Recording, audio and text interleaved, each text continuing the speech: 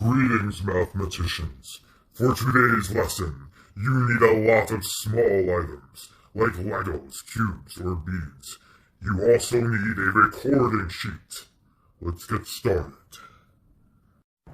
Okay, so as Darth Vader just told you, for this activity you need a lot of small items. I'm using letter tiles from a board game, okay? You also need a recording sheet. You could either print it out or do it directly on Seesaw or rewrite your own like I did. You also could use a number line, okay, like you made as part of Monday's lesson. So, the first thing you need to do is you need to make 4 piles of your counters, okay? I'm not going to count them yet, and the piles don't need to be even. I have one pile up here, another pile here. Okay, I have my 4 piles, okay? The next thing I need to do is I need to count my piles, okay? Now, I could count them by ones, but I bet I could come up with a quicker way to count.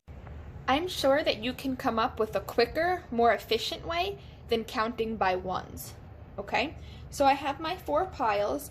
I've already counted them. I'm not going to count them on the video here. I'm just going to go straight to my recording sheet, okay? So all of my piles are counted, and it's time for me to do pile A. So pile A over here had 26 tiles in it. So my number was 26, and I'm going to draw a representation of 26. 26 has 2 10s and 6 1s. My pile B over here, when I counted that pile had 45 tiles. So I'll draw my picture of 45. 10, 20, 30, 40, 41, 42, 43, 44, 45.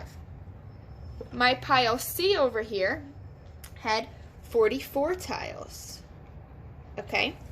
So I'll draw my picture for 44. 10, 20, 30, 40, 41, 42, 43, 44. Hey, wait a second. 45 has one more 1 than 44. My pile D ended up having 28 counters over here, 28 letters in it.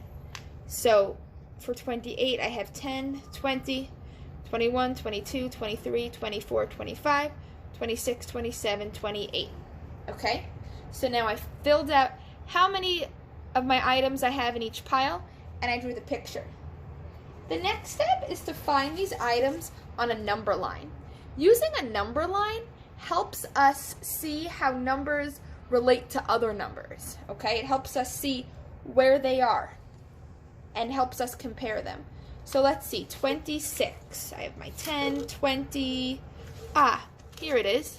Kind of hard to see here. 26. I might make a little mark here on 26 for pile A. Pile B is 45. I should move my number line this way. Pile C is 44. Hey, 44 is right next to 45. It's to the left of it. And then pile D is 28. So now I can look at my number line. I know it's kind of hard to see in the camera here, but I can look at my number line and I can see how these numbers compare to one another. Just by looking at my number line, I can see that 45 is the largest of these numbers, okay? And that 26 is the smallest of my piles. So once I plot my numbers on my number line, I'm going to look at the sentences down here at the bottom of the page. And I'm going to compare my piles using symbols, using the greater than, less than, and equal to symbols to help compare. So pile A is what? Then pile B. I'm gonna get a different color marker for this. Okay. Pile A has 26, pile B has 45.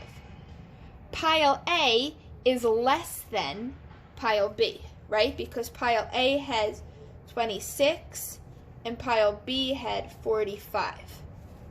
So I want to say that pile A is less than, I'm going to draw my dot, and my less than symbol than pile B. Pile A is less than pile B. What about pile C to pile D? Well, pile C had 44 tiles in it, and my pile D had 28 tiles in it. 44 is greater than 28, so pile C is greater than pile D. Did you see how I did that? Let's move on to the last sentence. Pile D is what to pile B? Well, pile D had 28 counters, and pile B had 45 counters. 28 is less than 45. So I'll do my dot, and then I'll do my less than symbol. 28 is less than 45. Do you see what I did here, mathematicians? I counted up my tiles, I wrote my number, I drew the picture, I compared my 4 numbers on a number line, and then I practiced using symbols to compare at the bottom of the page. I hope you enjoyed this mathematical activity. See you next time, and may the dark side of the Force be with you.